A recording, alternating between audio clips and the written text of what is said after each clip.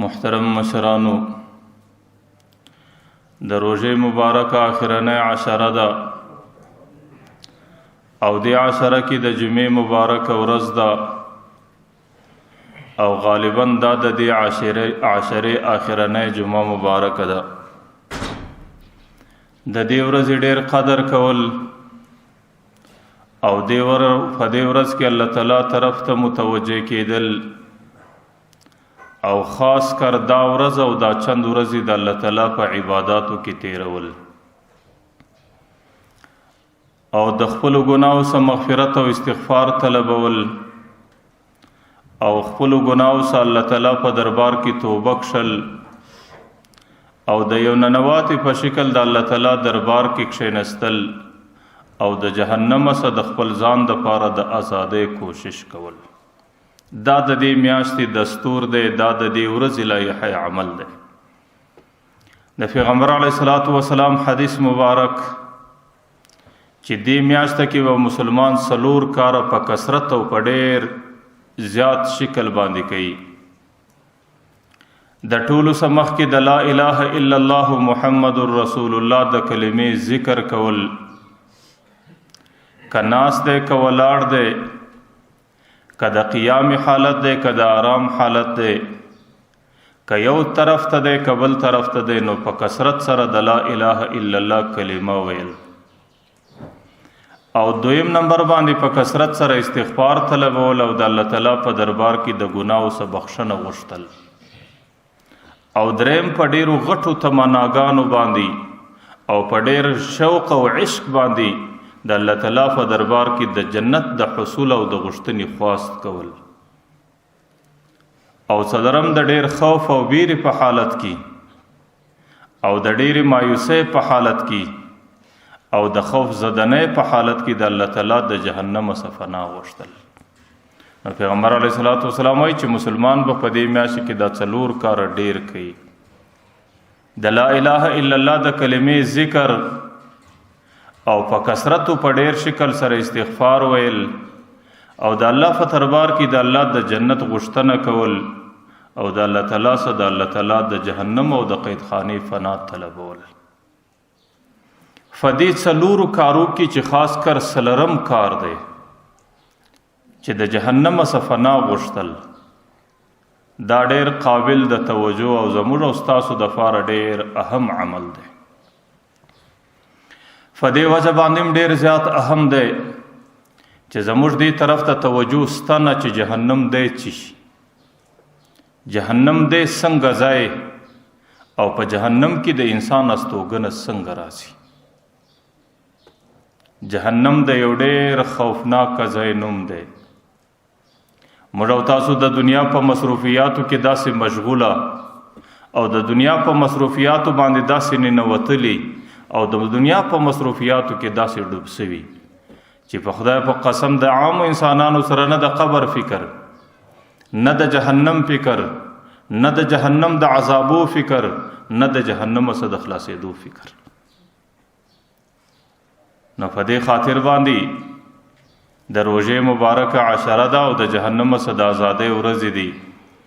د هر روژه مات پر وخت باندې الله تعالی په لکونو په کروڑونو انسانان د جهنم څخه آزادوي. بیا چې خاص کر د جمعې مبارکه ورځ راسي، د جمعې د ورځې په مازیګر باندې الله د جهنم څخه دومره انسانان آزادوي لکه د روژې د اوله څخه چې درننه پورې څومره آزاد کړي. صرف د جمعې د ورځې په مازیګر باندې دومره انسانان د جهنم څخه آزادوي. نو ستاسو مخ ته د جهنم لږ تفصیل ږدم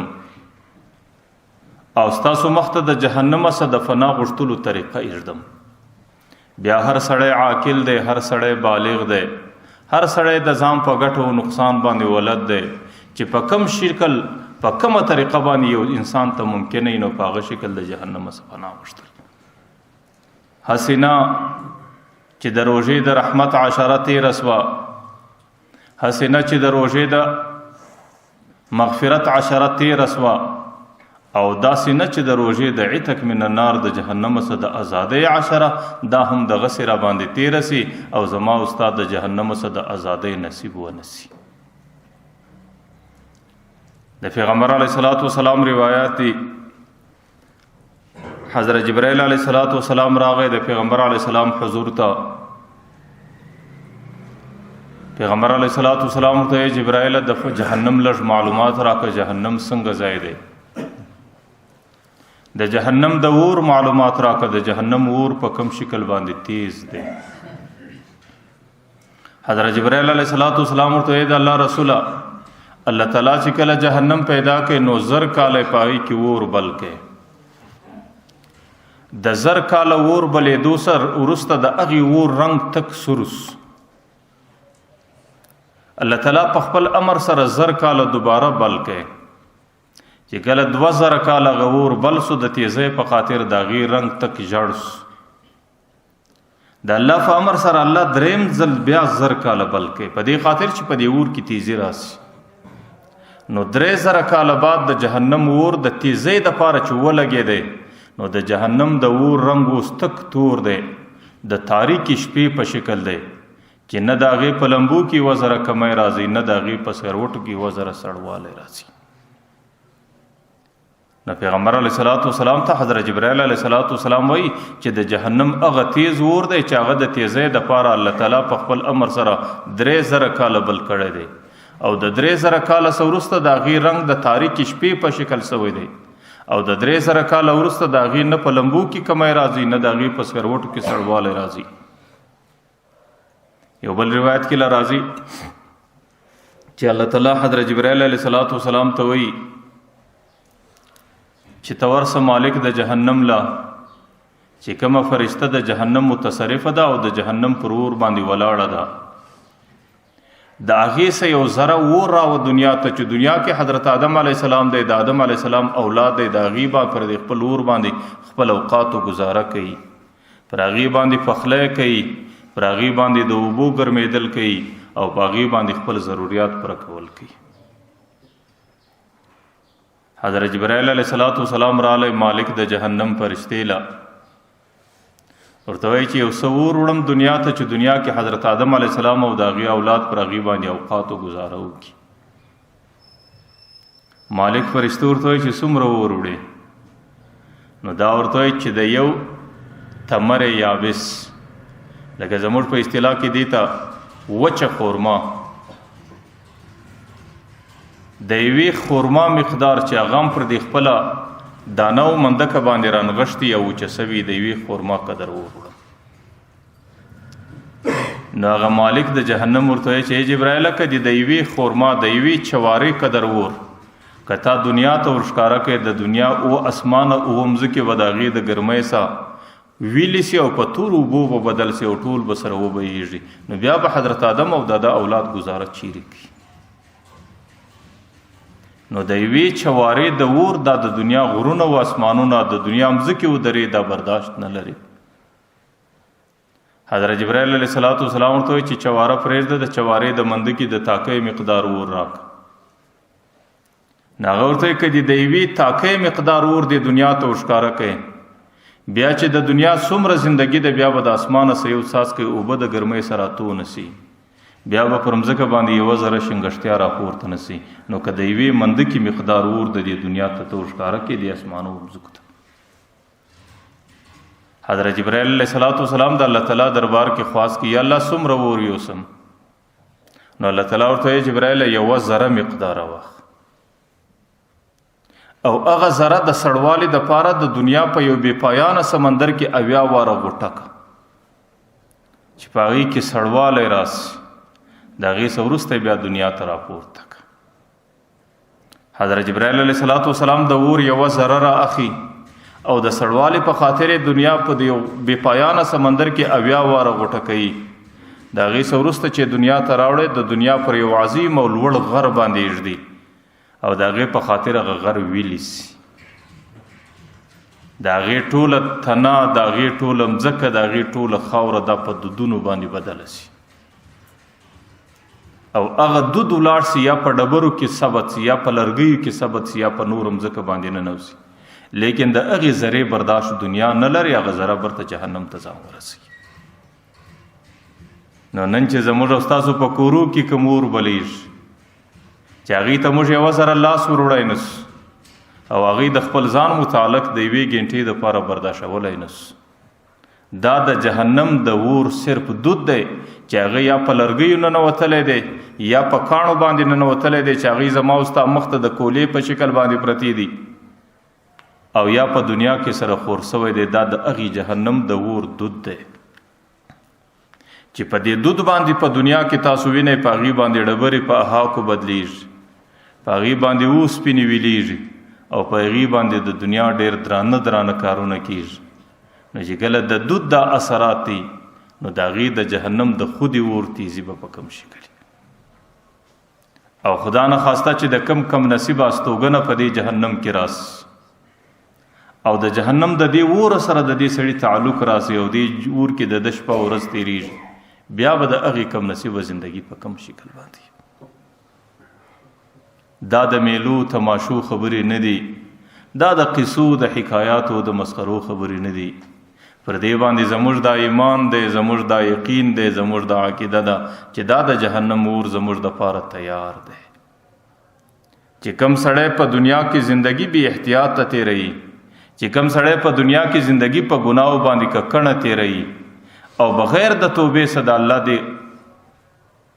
عذاب لورسي، بیا خو یو د الله رحمت دی، د الله رحمت چاته نه معلومیږي، لیکن د الله قانون او دستور دا دی چې هغه سړی به د دې حالاتو سره مخامخ کیږي. د هغې ګزاره به په دې اور کې راځي، د هغې زندگی به په دې اور کې تیریږي، د هغې سوځل به د جهنم په دې اور باندې کیږي. یو روایت کې راځي چې د جهنم د ټولو سپک عذاب، یو سړی به د قیامت په میدان کې ګرځي، جهنم ته به الله نه ورشوه کوي. صرف د جهنم یو دوه چمپلان، یو دوی چوټې به د جهنم سره وایستل سي او دی به د قیامت په میدان کې ګرځي او دا چوټې به د دې سړي په پښو باندې ورواغوستل سي. د هغې چوټو اثر به دای چې د هغې د ګرمایۍ په خاطر به د سر مازغه داسې خوټې کیږي لکه د یو کټو چې تیز اور لاندې او د مزغو ټکهاری به د څنګ مرګري ټوله اوري چې کوم کسان د سره شاوخوا او د هغې اثر به دای چې د دوې زامې دا به د جهنم سکروټې او انګارې او د خولې څخه چې کومه ساه راوځي دا به د جهنم لمبۍ او د په نس کې چې کومې کلمې دي یا د نسونه اندامونه او اسباب دي هغې به د نس څخه شوی او لاندې د جهنم په میدان کې د قیامت په میدان کې چې دی روان دی هغه به در شا پر دې مځکه ورپسې سکېږي. د کم نصیبه به دا ګماني چې په ټوله انسانیت کې ماته زیات د جهنم عذاب راکول کیږي، لیکن پیغمبر علیه الصلاۃ والسلام وایي چې په ټولو جهنمیانو کې د دې سړي څخه زیات د جهنم سپک عذاب د بل چا نشي کېدی چې هغې ته به صرف دوی چوټې د جهنم ور په پښو سوي او د هغې د اثر په خاطر به د دې سړي زامې سکروټي او د دې سړي د سر مازغه به په سر کې خوټ کیږي او د هغې ساه به د جهنم لمبۍ چې د ستوني سره وځي او د هغې د بدن اندامونه به ټول د بدنه څخه شوی او د قیامت په میدان کې به ورپسې سکېږي. او ما درته وایي دی چې د خپل عذاب ته وګوري، دی چې د خپل تکلیف ته وګوري، د به عقیده دا وي چې در ما به نو زیات تکلیف انسان په جهنم کې نه وي، لیکن پیغمبر علیه السلام وایي در ټولو کم عذاب در ټولو سپک تکلیف والا دا انسان دی. چاته ورکول کیږي چې د هغې صرف دوی چمپلې او دوی چوټې په پښو دي، د هغو اثر دا دی چې د کم چا پښې په جهنم کې د هغې به څه اثر وي، چې کم بدبخته انسان در زنګنو پورې په جهنم کې د هغې به څه حال وي، چې کم انسان در نامه پورې په جهنم کې د هغې به څه حال وي، چې د کم نصیبه شپه ورځ ټوله په جهنم کې تیریږي او ټوله جسم یې په جهنم کې سوځل کیږي، د هغې د عذاب څه حالت دی. و چاته عذاب کم نوجوان چې د پیشین په خاطر، د خیال په خاطر، د فخر په خاطر، د ښې ځوانۍ په خاطر هغې د خپلې پیسې در دې بجلکو لاندې شوه کوي او پیسې په دې پښو باندې پرتي، یا په لمانځه کې یا د لمانځه څه د باندې، یا په کور کې یا د کوره څه د باندې، یا په دفتر کې یا په دکانداري کې هغوی د دې خپلې زندګۍ سره د دې خپلو پیسو سره او د دې خپلو حالاتو سره احتیاط نه کوي. پیغمبر علیه صلات وسلام وایي چې دا عذاب د هغه سړي په نصیب چې هغې د پیشین او د فخر په خاطر باندې خپلې پیسې در بجلکو لاندې پر دې پښو باندې زړولي، نه په لمانځه کې راپورته کوي او نه د باندې راپورته کوي. که په دفتر کې ناست هم دغه حالت دی، که کور ته راغلی دی هم دغه حالت دی. غالبا د بخاری شریف حدیث دی. زموږ عقیده دا ده چې د دې حدیثو کې یوه ذره کمزوري نشته، دا بالکل صحیح او ثابت احادیث دي. که د چا په زړه کې راضي او که نه راضي، موږ ته د پیغمبر علیه صلات وسلام وصیات او ویناګانې دا پرتې دي. آخر به د یو سړي څومره کم نصیبي چې د دنیا د معمولی فخر په خاطر، د دنیا د معمولی شایست په خاطر، د دنیا د معمولی تکبر په خاطر او د دنیا د معمولی خوشحالی په خاطر د جهنم ودی حالاتو ته ځان تیاروي. دا به د هغه سړي په کم شکل بد نصیبي. پیغمبر علیه صلات وسلام د جهنم سیر کړی دی او پیغمبر علیه صلات وسلام وایي چې ما د جنتو سیر وکړي.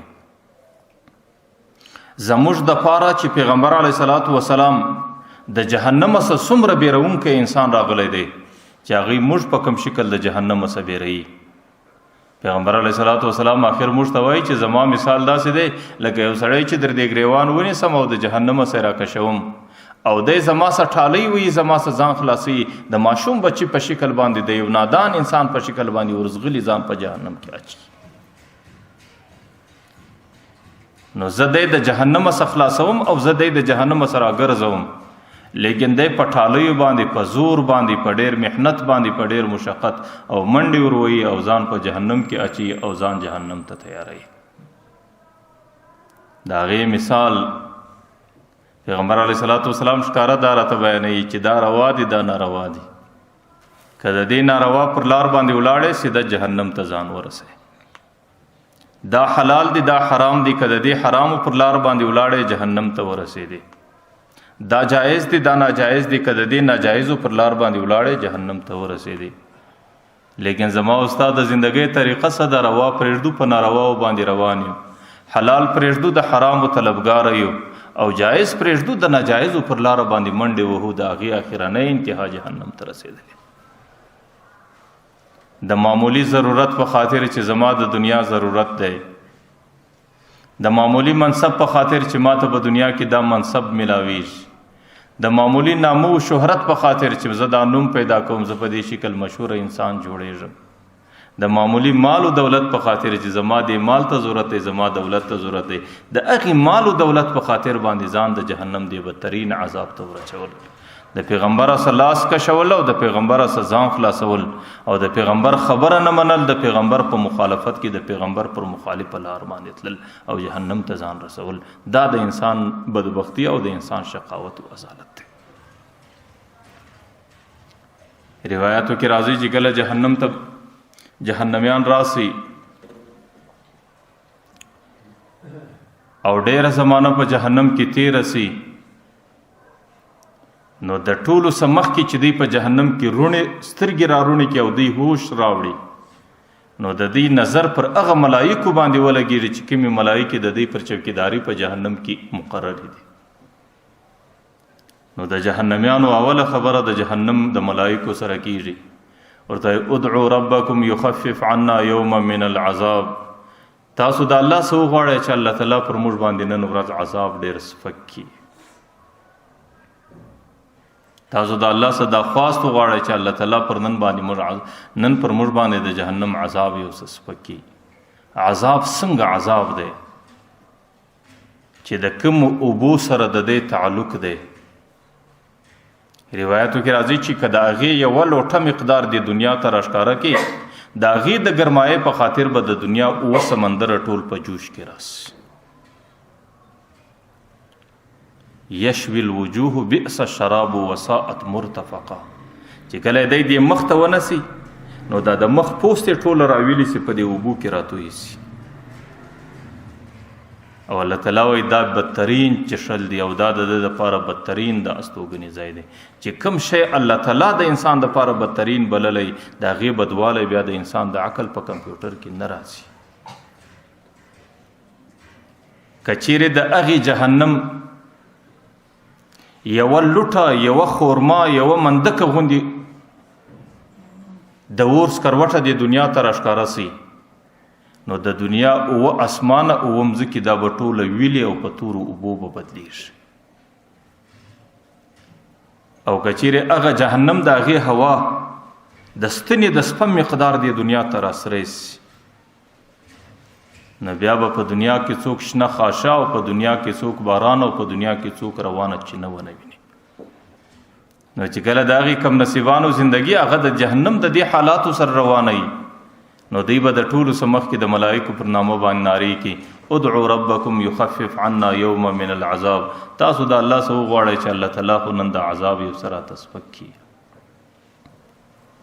ملایکې به څه ورته وایي ورته علم یاتیکم رسول بالبینات تاسو ته کې دنیا ته چا د دین خبره نه وکړي تاسو ته رسولان نو راغلي علم یاتیکم نذیر تاسو ته یو بیرونکی نو راغلی چې داسې جهنم را روان دی قالوا بلا قد جاءنا نذیر موږ ته خو ډېر بیرونکی راغلی وو فکذبنا وقلنا ما نزل الله من شيء ان انتم الا في ضلال كبير موږ به هغې ته په درواغجنو ویل موږ به د هغې خبره ته د درواغو په نظر باندې کتل موږ به د هغې خبره د یو غږ باندې راتله پر دې غږ مې ایستله موږ د هغې خبره د دماغ ته نه شوه کولی چې دا موږ ته وایي څه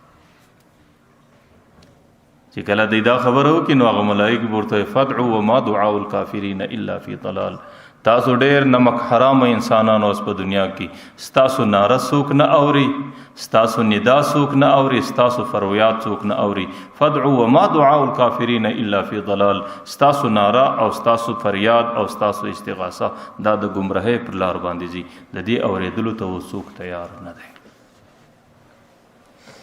وایي چې کله جهنمیان د ملایکو د شفاعت سا او د ملایکو د غوښتنې سا مایوس او ناامیده پاته سي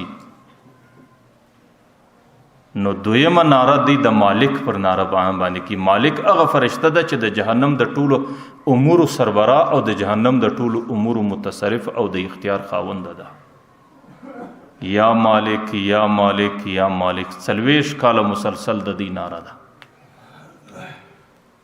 او 40 کاله مسلسل د دې आवाज په جهنم کې د مالک فرشتي پر نامه باندې راځي لیکن مالک فرشته 40 کاله دې ته جواب نه ورکړي چې کله 40 کاله فرس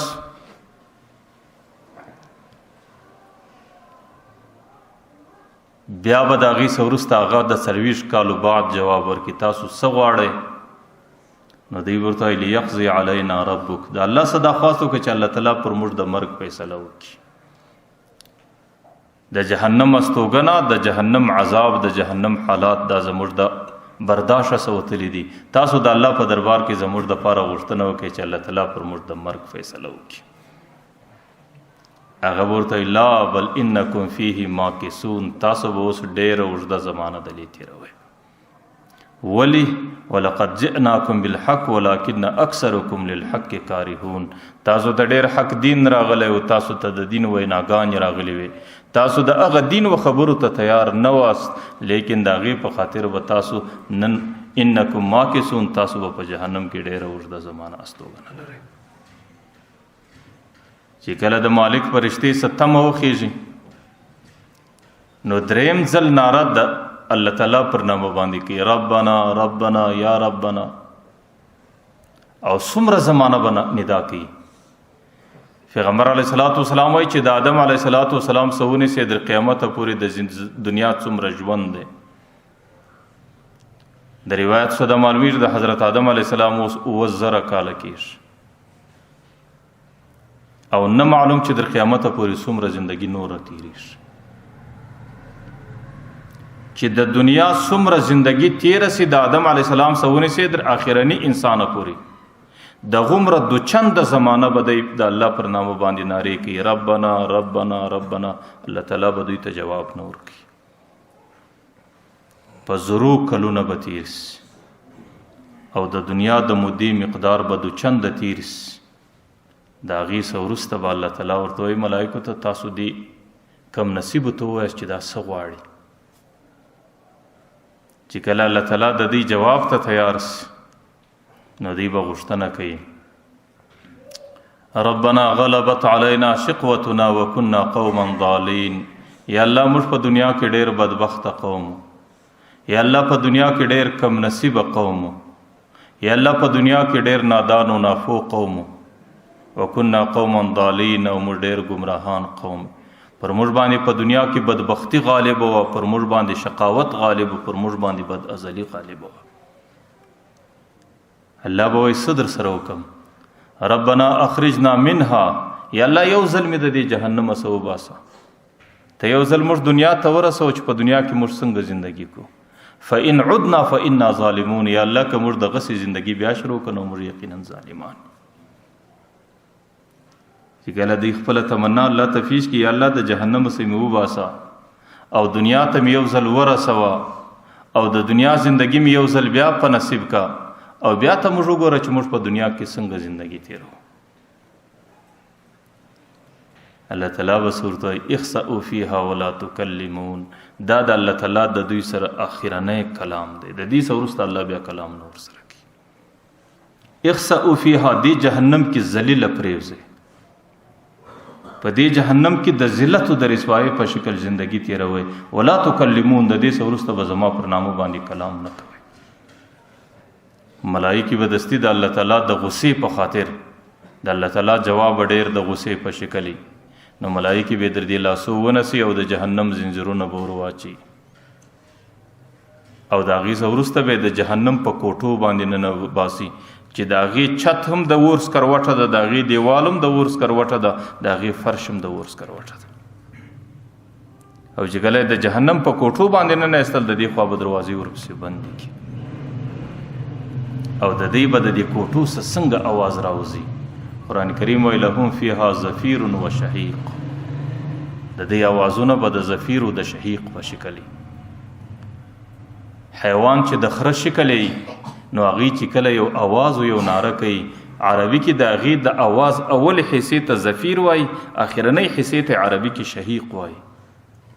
قرآن کریم وایي لهم فیها زفیر و شهیق، د دې دپاره به په دې کوټو کې داسې اوازونه راپورته کیږي چې د خره د اواز ابتدا و انتها وي، اول و آخر وي. په دې شکل به د دې زګیروی راپورته کیږي، او په دې شکل به د دې نارې د جهنم د کوټو څخه وځي.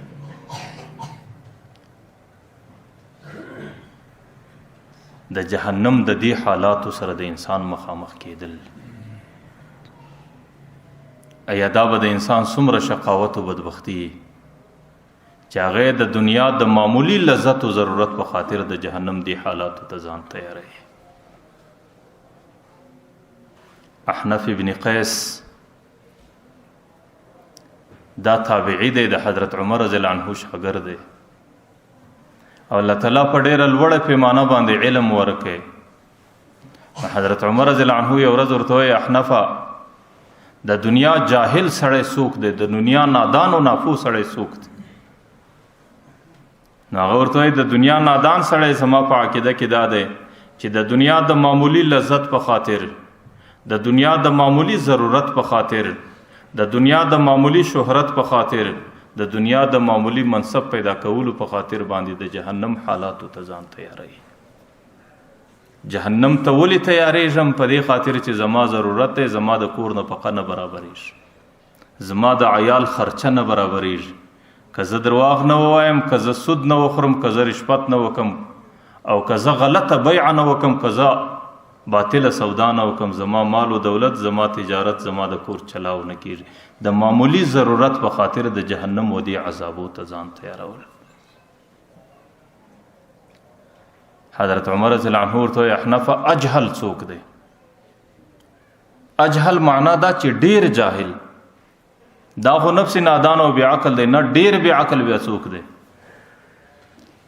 حضرت عمر رضی الله عنه چې کله پوښتنه کوي نو احنف ابن قیس ورته وایي اجهل په دنیا کې هغه سړی دی چې هغه د بل د خوشحالۍ په خاطر، د بل د کامیابۍ په خاطر، د بل د عزت په خاطر او د بل د فلاح په خاطر خپل آخرت د بربادۍ سره مخامخ کوي. یاره پلانکی خو زما تربور دی، او څه پلانکی زما د قبیلې مشر دی، او پلانکی زما رشتہ دار دی، او پلانکی زما د قبیلې خان دی، نو که چیرې دا کامیاب سي زما به دا محنتي زه ورسره زغلم، زه درواغ ورسره وایم، زه ځان ورسره ستړی کوم او زه در په درۍ ورسره برداشوم، په دې خاطر چې زما د قبیلې مشر رالی او زما د قبیلې خان سو او زما د قبیلې مشر کامیاب سو او زما د قبیلې مشر د دې حالاتو سره چې د بل د کامیابۍ په خاطر، د بل د خوشحالۍ په خاطر، د بل د عزت په خاطر سړی جهنم ته ځان رسوي. نو حنف ابن قیس ورته وایي چې دا د ټولې زمانې لوی جاهل دی. نو د خپل منصب او د خپل ضرورت په خاطر چې یاره زه به مشرتوب پیدا کم، زه به ملکی پیدا کم، زه به خانی پیدا کم، زه به نشنم پیدا کم. کم نصیبه چې ستاسو مخکې کوم خلکو خانی او ملکی او نمونه پیدا کو ته ورسه نن په قبرو کې د هغو څه حال دی. د هغې خانی څو ورځې وه، د هغې هغه ملکي څو ورځې وه، د هغې هغه سربراهي څو ورځې وه. تاسو نن ورسئ چې د هغې په قبرونو کې په کوم حال ژوند تېروي. یو بزرګ یوې درې ته قبرستان ته مراقبه وکړه، نو الله تعالی د هغې دریو د قبرستان کشف ورته وکړي. نو خپل مرید پوښتنه ځین کوي چې حضرت دا مړي په کوم حالت کې و؟ نو دی قسم ورته خوري چې زما په خدای قسم چې مړي په قبرو کې په داسې افسوس کې پراته دي که د یو سړي افسوس د دنیا پر ټوله انسانانو سره تقسیم کې د دنیا ټوله انسانان به هغه برداشت نه کي او د دنیا ټوله انسانان به یې ونیسي. چې هغوی پر دې خپله زندګي کم افسوس کوي، هغوی پر دې خپله زندګي باندې کم ارمان کوي، هغوی پر دې خپله تیره زندګي باندې د کم حسرت او د کمې مایوسۍ او ناامیدۍ سره مخامخ دي. حضرت قتاده رضی الله عنه به ویل چې قومه ایا د دې جهنم څخه د خلاصۍ دپاره ستاسو سره څه سته؟ ایا د دې جهنم پر دې برداشت باندې څه، پر دې به جهنم برداشتولو څه طاقت او توفیق لرئ؟ که یو څه هم در سره نسته، نن ورځ ده، نن د جهنم د خلاصېدو موقع ده. راسئ د الله تعالی دربار کې کښېنئ، د الله تعالی دربار ته ژړا وکئ، د الله دربار ته عجز وکئ چې نن ورځ مې الله تعالی د جهنم د دې عذابو څخه په حفاظت او په امن کې وګرځوي. جهنميان چې کله د جهنم په کوټو کې زندگی تیروي نو زرو کلونه زمانه ور باندې تیریږي. آخر به د ځان سره فیصله وکړي چې په دنیا کې زموږ زندگی په دې شکل باندې ولا چې کله به غم رااله، مشکلات برالو، مصیبت برالو، موږ به پر هغې باندې صبر کاوه او صبر مفتاح الفرج، د صبر په خاطر به موږ ته ټولې مشکلات اسانه وي. نو آخر به په خپل مابین کې فیصله وسي چې تاسو راسئ پر دې عذاب باندې صبر وکړو. نو زر کاله به بیا دې غږ نه لري په کوټو کې په صبر باندې بناستي. لیکن چې کله زر کاله زمانه پرس ولا صبر وسو، هر څه وسو، د الله تعالی د طرفه په عذاب کې وزره تخفیف نه راځي. نه بره به دی نارې کې قرآن را نقل کوي سواء علینا اجزعنا ام صبرنا ما لنا من محیص. د جهنم خدا سے حالاتی که موږ نن صبر کو، که جزع و فزع کو، که غم و نارې کو او کبغار او غلبلې کو، مالنا من محیص، زموږ دپاره نن خلاصون نسته. نو چې کله د صبر پیمانه ډکه سوله، د صبر هغه سپڼسی ځینې پرېیسي، نو د هغې څه وروسته به بیا نارې کړي. پیغمبر علیه السلام حدیث مبارک دی چې زر کاله به بیا نارې وایي. الله تعالی چونکې د دوی سره کلام نه کوي، الله تعالی د دوی سره وینا نه کوي، الله د دوی سره تلفظ نه کوي. نو الله تعالی به ملائکو څخه پوښتنه وکړي چې دا څه غواړي؟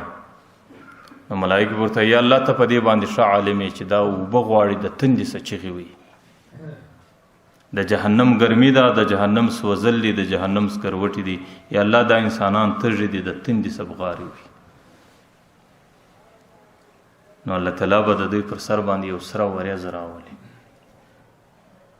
او چې کله سره وریځ ودرېدله د دوی پر سر باندې، د دوی به تمه پیدا سي چې د دې سبب پر موږ باندې باران راځي. لیکن د هغې څه به د الله تعالی په امر باندې داسې لړمان راوورېږي چې د هغې مقدار به د خچرو د غویو غوندي، او هر لړم چې هر جهنمي یو ځل په نیش باندې ووي، بیا به در زرو کالو پورې د هغې درد د په بدن کې پر لګرځي.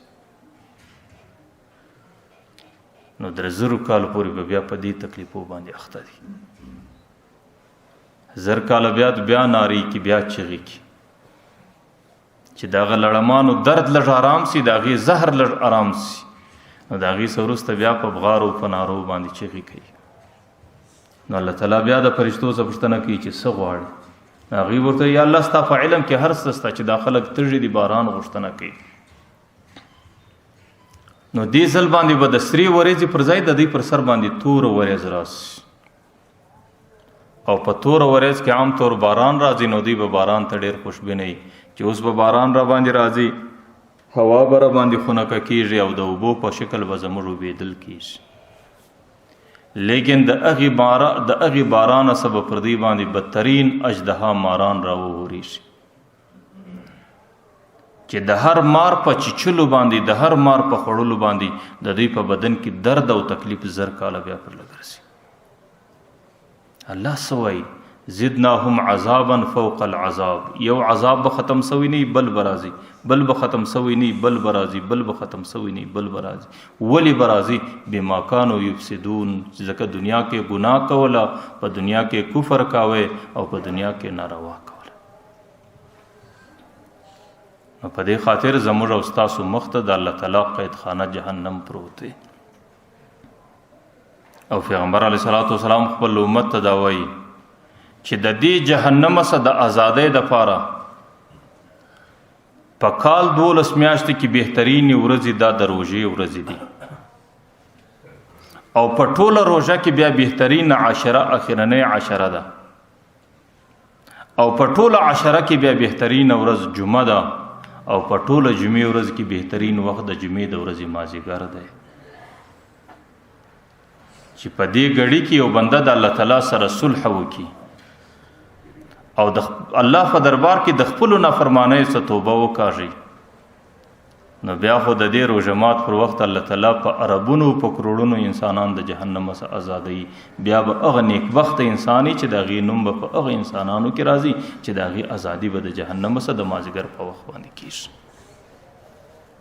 نو ځکه پیغمبر علیه الصلاۃ والسلام وایي د دې ورځې د مازدیګر په وخت کې راسه د الله کور ته، د الله سره صلح وکړي، الله ته خپل عاجزي ښکاره کړي، په ژړا باندې د خپل ځان دپاره مغفرت وغواړئ، په ژړا باندې د خپلو قریبانو دپاره مغفرت وغواړئ، او په پوره وسو طاقت سره دا کوشش وکړئ چې الله تعالی مې په کم شکل د نن مازدیګر په وخت کې د جهنم څخه آزاد کړي. د جهنم څخه ازادي د نن مازدیګر په وخت کې په 3 شی باندې کېږي. ما مخکې بار بار دا درته ویلي دي چې په توبه باندې کېږي. او توبه څه ته وایي؟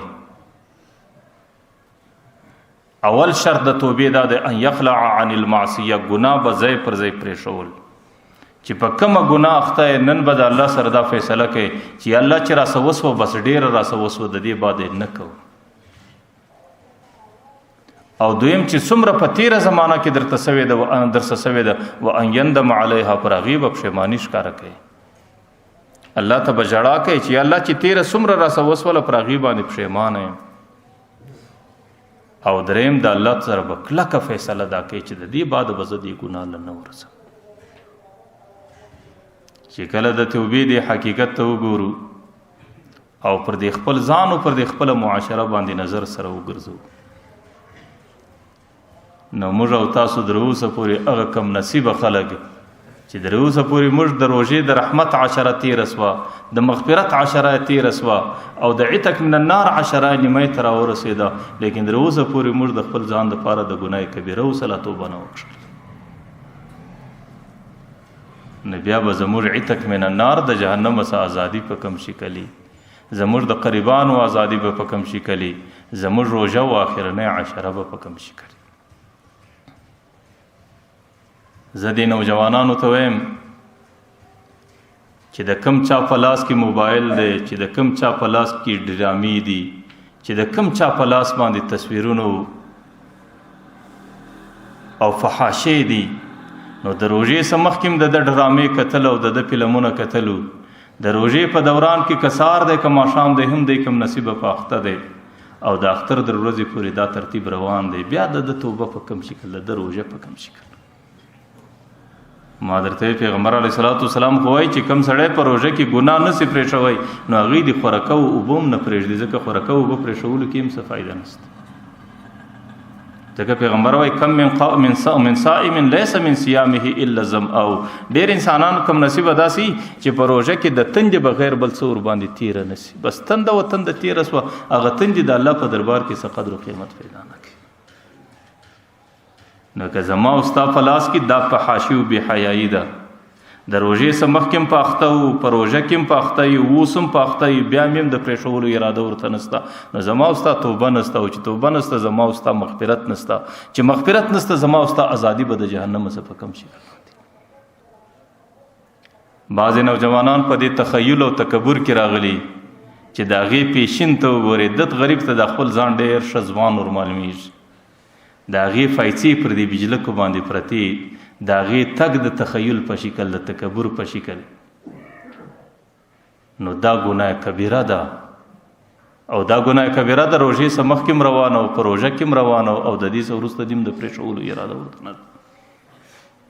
نو بیا به زما او ستا توبه په کم شکل، زما او ستا د جهنم څخه ازادي به په کم شکل. خدا نه خواسته چې دا روژه ماتونه ټول هغه روژه ماتونه تیر نسی چې د دنیا د مخلوقاتو د جهنم څخه ازادي وسی، او ما او تا دغسې د جهنم په کندو کې لړلي پراته پاته سو. بعضې نوجوانان هغوی په یو ګناه اخته دی، هغوی د پیغمبر علیه الصلاۃ والسلام ږیره مبارکه او د پیغمبر سنت پر دې مخ باندې نه پرېږدي.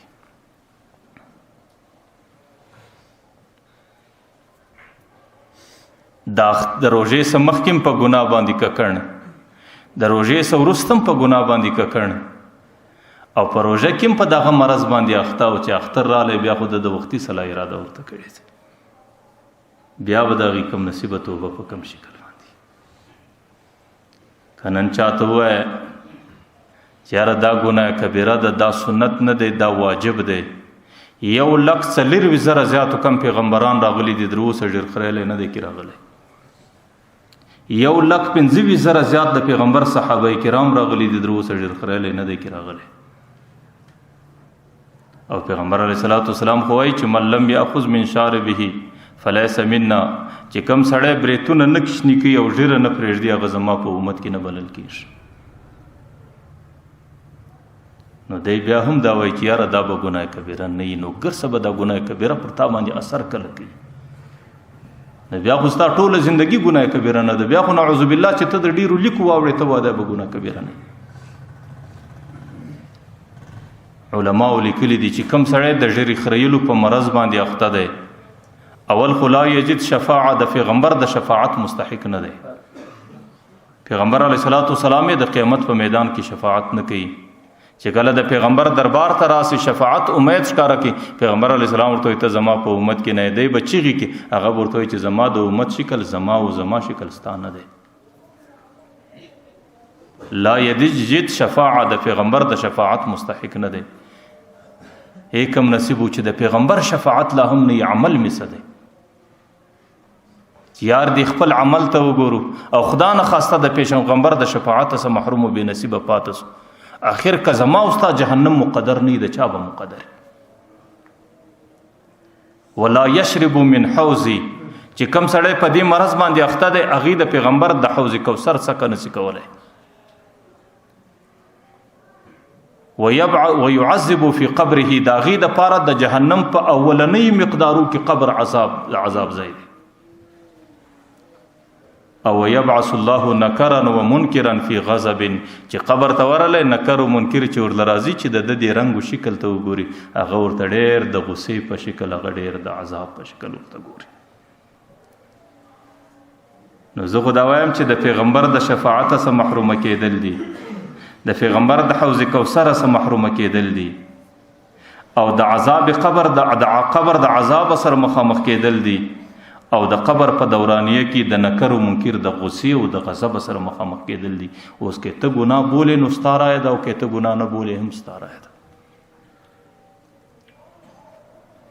زه تاسو ته کله د فیضي شاعر واقعه بیانوم چې هغې ته الله تعالی ډېر لوی علم ورکوي، هغې د قرآن کریم یو تفسیر ولیکئ، د هغې تفسیر کې دا کمال هغې وکړي چې د ټوله قرآن کریم په تفسیر کې هغې د ټکي لفظ نه کوي مستعمل، او د هغې نوم یې کښې شوی سواطع الالهام، او په دې نامه کې هم داسې حرف مستعمل نه کوي چې هغه د نقطه و ټکی ولري. او هغې په تصوفو کې ډېر مخته او په علم او په ځیرکتیا کې ډېر مخته سړی. یو ورځ په هندوستان کې فیضي شاعر په د ایران کې اوسېدی. په هندوستان کې یو عالم د تفسیر وکاته، هغې د ذکاوت او ځیرکتیا ته ډېر حیران سو چې الله تعالی څومره ذکاوت او څومره فهم او څومره ځیرکتیا ورکړې ده چې یو سړی د قرآن کریم ټولې معانی او تفسیرونه په صحیح شکل ادا کوي، لیکن په ټوله تفسیر کې یو د ټکي والا حرف نه استعمالوي. آخر د هندوستان څخه په دې نیت باندې را روان سو چې د ایران ته راځي او د فیضي شاعر دیدار کوي چې دا څنګه انسان دی چې یو ځل یې ووینه. چې کله کله پر کلی رالی، د ایران ښار ته رالی، محلي او کلي ته رالی، د فیضي شاعر پوښتنه کوي نو د هغه کور یې په محله کې پیدا کړ. چې کله د هغې کور ته ورلی نو کور کې چې معلومات کوي هغه ورته وایي چې فیضي شاعر حجام لتلی دی، حمام لتلی دی، حجامت کوي. دی چې کله رالی که ورته ګوري فیضي شاعر د حمام په چوکۍ کې ناست دی، حمامي ورته ولاړ دی، دا ژیره ورخري. هغه عالم ډېر په فکر او په سوچ کې ورته ولاړ دی. آخر د ډېر تعجب په حالت کې ورته هغه ریشمې ته راشي، هغه ژیره خری. دی ورته بلې ریشمې ته راشم لیکن دل مسلمان نه مې خراشم، زه خو ژیره خریم لیکن مسلمان ته تکلیف نه ورکوم. اصلي دین او اصلي ایمان دا دی چې سړی چاته تکلیف ورنکړي. هغه عالم ته الله تعالی ډېر لوی فهم ورکړی. هغه ورته بلې ریش تو مې دل مسلمان تو نه مې خراشي لیکن به خدا دل رسول الله مې خراشي. ورته د مسلمان زړه خو نه زخمی کوي لیکن په خدای قسم د رسول الله زړه زخمی کوي. دا د رسول الله سنت دی، په دې باندې د رسول الله زړه زخمی کیږي. پر دې مخ باندې چاړه راکشول زعام تور وایم چې دې انسانانو ته هم دا مه محسوسه وای چې زه پر مخ چاړه راکشوم، زما په خدای قسم د رسول الله پر زړه راکشي. اوس د رسول الله زړه زخمی کول او پر هغې باندې چاړه راکشول که تا ته دا کشنۍ مسله معلومیږي نو زه هم ستا دپاره بیا جهنم هم ماته کشنۍ مسله معلومیږي. په دې خاطر باندې بعضې کم نصیبه انسانان په دې ګناه باندې اخته، په دې بې لذته ګناه باندې اخته. لیکن د روژې څه مخکې مخته و، په روژه کې مخته دی. د اختر شپه ته خو د وخته سره اراده کړې ده چې دا به زه کوم، نو بیا د دې کم نصیبه توبه په کم شکل، د دې کم نصیبه هغه د الله طرف ته توجه په کم شکل، د دې کم نصیبه روژه بغیر د تندې څه پر د باندې نور هېڅ نه تېرېږي. یو عرب عالم یو کتاب لیکلی دی، پر هغې باندې نوم یې دی مکان اللحیة فی الاسلام، چې په اسلام کې د ږیرې درجه څنګه ده. مکان اللحیة فی الاسلام دا نوم دی. هغې لیکلی دی چې ګوره د بخاري شریف حدیث دی، لا یزنی الزانی حین یزنی وهو مؤمن، زناکاره په داسې حال کې زنا نه کوي چې د ایمان ولري. لا یقتل القاتل حین یقتل وهو مؤمن، قاتل په داسې حال کې قتل نه کوي چې د ایمان ولري. او لا یشرب الشارب حین یشرب وهو مؤمن، شراب خور په داسې حال کې شراب نسی چښلی چې د ایمان ولري. نو ځکه د معتزله و عقیده خدا ده چې زنا په زناکاره په زنا باندې کافر سو، در اسلام وواته. قاتل په قتل باندې در اسلام وواته، او ډاکو په ډاکه باندې در اسلام وواته.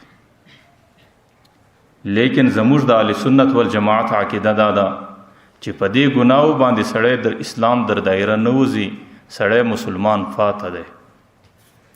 لیکن اوس پیغمبر علیه السلام د دې ارشاد او د دې حدیث مطلب څه دی چې سړی کله غلا کوي، زنا کوي، قتل کوي، په دې وخت کې د مؤمن نه بلل کېږي. د دې مطلب څه دی؟ په دې کې بعضې علماو د دې توجیه او د دې حدیث ته وضاحت داسې کړی دی چې دې وخت کې د دې معنا دا چې دی کامل مؤمن نه دی، دی ناقص مؤمن دی، او داسې مؤمن دی چې په دې ایمان دی په قیامت کې ځان نشي خلاصولی. بعضې علماو د دې تفسیر دا کړی دی چې په دې وخت کې چې د قتل کوي، زنا کوي، غلا کوي، نو ایمان د باندې څه په دروازه کې ورته ولاړ دی. که په دغه حال کې پر د باندې مرګ راسي دی کافر دی. د زنا په حالت کې د ایمان د باندې ورته ولاړ دی چې کله د زنا فارغ شو برته ایمان ورته راسي. د قتل په حالت کې د ایمان د باندې ورته ولاړ دی چې کله د قتل څخه فارغ شو بیا ایمان ورته راسي. او د غلا په حالت کې د مؤمن نه دی، د ایمان د باندې ولاړ دی. او بعض علماء درې ملاوي چې نه د ایمان هغه د باندې او د دې تفسیر پر چې هغه پر سر ورته ولاړ دی. کدی په کوټه کې دی، کدی په سارا کې دی، کدی په خونه کې دی، کدی په خیمه کې دی، په حالت د قتل کې، په حالت د غلا کې، په حالت د زنا کې د ایمان د پر سر ولاړ دی. او په دې وخت کې د ایمان د سره موجود نه دی، په دې کې وجود نه لري چې کله د دې ګناه څخه فارغ شو بیا د ایمان راځي. لیکن پر دې باندې بیا اختلاف چې آیا دغه ایمان پر سر باندې درېدل دا د هرې ګناه خاصیت دی که صرف د دې درې ګناو خاصیت دی چې پیغمبر علیه السلام ذکر کړی دی چې د زنا او د قتل او د شراب یا د غلا دا دی. نو بعض محدثین خو پر دې دي چې دا د پیغمبر علیه السلام تنصیصات او تصریحات دي. پیغمبر علیه السلام دا درې ګناوي ذکر کړی دي، نو شاید دا درې او څلور ګناو به دا اثري چې د دې کولو په وخت کې د انسان ایمان پر سر ورته ولاړ دی. لیکن یو ډېره لویه ډله د علماو پر دې باندې ده چې دا د هرې ګناه خصوصیت دی. که هغه غلا ده، که هغه زنا ده، که هغه قتل دی، که هغه شراب خوري ده، که هغه ژیره خریل دي، که هغه حرام خوړل دي، که هغه درواغ ویل دي، که هغه سود خوړل دي، که رشوت خوړل دي، په دې ټولو حالاتو کې د انسان ایمان انسان ته پر سر باندې ولاړ دی. دا صرف د دې درې ګناو خصوصیت نه دی، دا د هرې ګناه خصوصیت علماو لیکلی دي. اوس په دې کې زه دا وایم چې یو سړی زناکاره دی نو 10 منټه کې به زنا وکړي، د هغې څه وروسته خو به ورته ایمان پیدا کړي. لیکن خدا نه خواسته چې کم نصیبه د ژیرې په خریلو اخته دی، دا هغه ګناه ده چې دایمة الوجود ده چې 24 ساعته دی بیده دی هم په دې ګناه اخته دی، که دی ناست دی هم په دې ګناه اخته دی، که پر لمانځه ولاړ دی هم په دې ګناه اخته دی، که روژه یې په خوله ده هم دا ګناه باندې اخته دی، که پر بیت الله باندې طواف کوي هم په دې ګناه اخته دی. اوس تاسو د ځانه سره لږ فکر وکړئ چې یو سړی پر لمانځه باندې ولاړ دی، د دې ایمان پر سر ورته ولاړ دی. یو سړی ګرده ورځ روژه په خوله ده او ایمان یې پر سر ورته ولاړ دی. یو سړی حج ته روان دی، پر بیت الله طواف کوي، ایمان یې پر سر ورته ولاړ دی. ولی ځکه د ژیره خریلی ده، په دې شکل باندې دی ښایسته معلومیږي، په دې باندې دی څوک خوشحاله کوي، په دې باندې په معاشره کې دی ځان ښایسته ښکاره کوي. څومره د تباهۍ خبره ده، څومره د نادانۍ خبره ده، څومره په ګناه کې لړېدل دي، څومره په ګناه کې غوټه کېدل دي. ما درته وایي زنا خو وکړه، قتل خو وکړه، شراب خو وخوره، غلا خو وکړه، لیکن د هغو د دوراني به یو ګړی د هغې څه وروسته خو به ایمان برته درله راسي. لیکن خدا نه خواسته که ته په دې ګناه باندې اخته یې، نو بیا ته پر لمانځه باندې ولاړ یې، ته په روژه باندې، ته په حج باندې، ته په طواف باندې، او ستا ایمان پر سر باندې ولاړ دی. چې کله ایمان د سړي پر سر باندې ولاړ دی، نو لمونځ به څه قبولیت وي، د روژې به څه قبولیت وي، د حج به څه قبولیت وي، د دې عباداتو به څه قبولیت وي. نو د خدای په خاطر پر دې ځان باندې لږ رحم وکړئ، پر دې ځان باندې لږ شفقت راوړئ، او په خپل لاس باندې، په خپل عمل باندې د الله تعالی د قیدخانې ته ځان مه تیاروئ.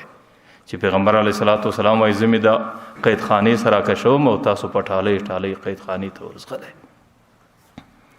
راسئ د روژې مبارکه میاشته ده، راسئ د روژې مبارکه اخرنۍ عشره ده، او راسئ د جمعې مبارکه ورځ ده، او راسئ د جمعې اخرنۍ جمعه ده، او اخرنۍ مازدیګر د جمعې دی. بیا بل مازدیګر په دې روژه کې د جمعې بل مازدیګر پر ما او تا باندې بیا نه راځي. راسئ د الله تعالی سره صلح وکړئ. د خدای په ذات قسم چې الله تعالی ستاسو د صلح په انتظار ناست دی. چې کله ستا بې وفایي ته الله ګوري، ستا بې وفایي ته د کائنات ګوري، نو دریاب سهار دا خواست کوي چې الله ما ته اجازه راکړه چې زه یې تباه کړم. اسمان دا خواست کوي یا الله ما ته اجازه راکړه چې زه یې تباه کړم. او مځکه دا خواست کوي چې الله ما ته اجازه راکړه چې زه یې تباه کړم. الله تعالی ورته وایي ورته ان کان عبدکم فشانکم بی و ان کان عبدی فشانی بی، که ستاسو بنده دی ستاسو په حواله دی، که زما بنده دی د دې نافرمانۍ سره یو ځل یې ما ته را په حواله کړه. الله تعالی ورته وایي دی اسمانو ته وایي ورته وایي زه د انتظار په شکل ورته ناست یم، ورته ای بنده ان اتانی لیلا قبلتو، که چیرې د شپې راسې زما سره روغ کوي زما قبولې. زوی چې کله د پلار د کوره څه ولاړ سي، زوی چې د پلار د درباره څه ولاړ سي، او زوی چې کله د پلاره څه ناراضه ولاړ سي، نو پلار د شپې او د ورځې دغه زوی په انتظار او د ځان سره فکرونه کوي که زما زوی رالی زه بیداره کم کوم، که زما زوی رالی زه به په دې شکل معافوم، که زما زوی رالی زه به په دې شکل په ذکر پورې نسم، ځکه د هغې محبت دی. په خدای قسم چې د الله تعالی د دې ګناهګارانو سره کم محبت دی.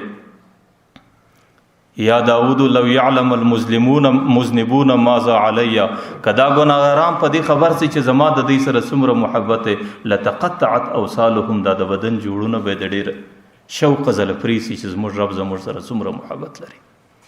الله وایي بندای بې وفا ان اتانی لیلا قبلته، که د شپې راسې هم زما قبولې، و ان اتانی نهارا قبلته، که د ورځې راسې هم زما قبولې. یا ابن آدم ذکرتک وتنسانی، زما هر غړی په یادې لیکن ستا زه یېرم. سترتک ولا تخشانی، ډېر ځله مې پرده در باندې واچوله لا نه راسه بیریږي، نه دې رسوا کوم، د رسوایۍ څخه دې محفوظه کوم، هر څه در سره کوم، لیکن د هغې باوجود بیا هم نه راسه بیریږي. باره ورته ان ذکرتنی ذکرتک، که دې په یاد یم هم یې په یاد یې، و ان تنسانی ذکرتک، که چیرې در څه هېڅ هم زما څه نه یېرېږي، زما هر غړی په یاد یې. او چې کله په روژه کې یا په هر وخت کې بنده د خپل رب سره صلح وکړي، نو ملایکې په اسمانو کې څراغونه بل کړي، او ملائکه په اسمانو کې دا زیر کوي و اصطلح العبد مع مولاه، نن د مځکې پر مخ باندې بنده د خپل رب سره صلح وکړه. الله تعالی ورته وایي من تقرب الی شبرا تقربت الیه باعا، ای بنده که دا یو لویشت را نږدې سي، دا یو لیس در نږدې کېږم. وان تقربت الی باعا تقربته الیک ذراعا، که دا یو لیس را نږدې سي یو ګز در کېږم. الله وی من اتانی یمشي، چې پر پښو باندې را روان سي، اتیته هر ولا زه په منډه مخله درځم. نن په ننوات شکل الله ته کښېنستل، د الله په دربار کې خپل عذر پیشول، او د الله تعالی دربار کې دا فیصله کول چې یا الله ستا د ذاته بغیر بل څه نه لرم، یا الله ستا محبت بل ځای نسم پیدا کولی، یا الله ستا شفقت بل ځای نسم پیدا کولی، یا الله ستا رحم و الفت بل ځای نسم پیدا کولی، یا الله چې څومره نافرمانی راسه وسو بس پر هغې باندې مې توبه ده، یا الله د دې څه وروسته ستا سره دا وعده ده چې ستا نافرمانی نه کوم. چې بیا د الله تعالی محبت په کوم شکل پر تا باندې راسي. زه تاسو ته آخر د حافظ ابن قیم واقعه بیانوم.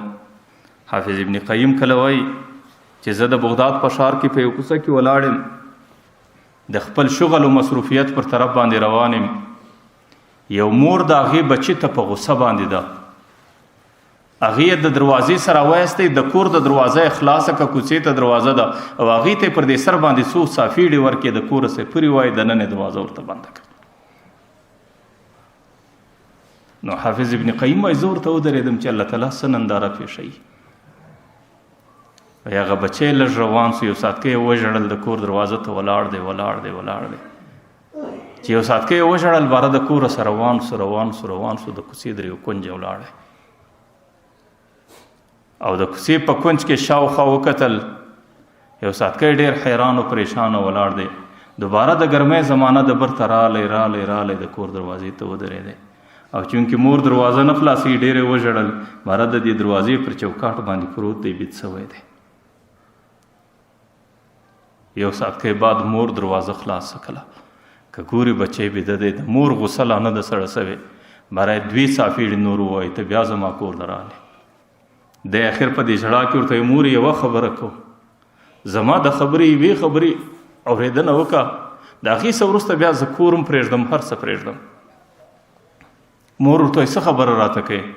ورته یې مورې چې کله تازه د کوره پسې واخیستم، زه د دې کور در کونجه و در دې کوڅې در سره ولاړم، زما دا فکر و سوچ و چې زه خپل ځان هر ځای ګرځولی سم، زه به ولاړ سم د چا د ګوټو مزدوري به کوم، د چا د کور مزدوري به کوم، د چا چوټې به پالشوم، لیکن د خپل ځان نه بقا به پیدا کم. لیکن موري چې کم شفقت ستا زما سره دی، نو زما دا عقیده ده چې ستا د کور ستا د غیږې بغیر هغه شفقت بل ځای نسم پیدا کولی. نو موري که ته ما د کور پسې واخې، ستا د کور شفقت به بیا زه چیرې پیدا کم؟ نو چې کله د مور ته د شفقت ذکر کوي، د مور محبت او شفقت په جوش کې رالی بره را منډې کوي، د زوی په دې غیږ پورې نسی مچوي، ورته زوی چې کله زما شفقت ته بل ځای نسی پیدا کولی، ما ته په هر حال کې قبول و منظور. نو علامه ابن قیم وایي چې تاسو راسئ د خپل رب دربار ته داسې کښېنئ او دا ورته وایي چې الهي عبدک العاصي اتاکا، یا الله ګناهګاره بنده خو راغلی یم، مقرا بالذنوب وقد دعاکا، یا الله د ګناه اقرار کوم او تا ته ژړا کوم، ان تغفر فانت لذاک اهل، یا الله که مغفرت راته وکړي ته د دې اهل یې، و ان تردد فمن یرحم سواک، یا الله که مې د کور پسې واخې بیا به مې څوک کور ته پرېږدي. نو د الله ذات دی، د الله شفقت دی، د الله محبت دی، د الله تعالی د خپلو بندگانو سره مینه ده. الله تعالی زما او ستا د توبې د ډېره وخته انتظار کوي چې زما بنده به زما سره کله صلح وکړي، زما بنده به زما سره کله جوړه وکړي. نو د الله د صلح بهترین نه موقع په ټوله کال کې رمضان المبارک، او په ټوله رمضان المبارک کې دا عشره، او په دې عشره کې د جمعې ورځ، او په جمعې په ورځ کې د جمعې آخرنۍ مازدیګر د لمر لوېدو پر وخت چې انسان د ځان سره فیصله وکړي چې زما د نافرمانۍ لمر م ولوېدی، بس نو بیا به د الله رحم راځي، الله تعالی به پر موږ باندې وسیله کوي، او الله تعالی به موږ ته شفقت، او الله تعالی به پر دې روژه مات زموږ ازادي د جهنم څخه کوي. الله تعالی دې دا څو خبرې په خپل دربار کې قبول وګرځوي.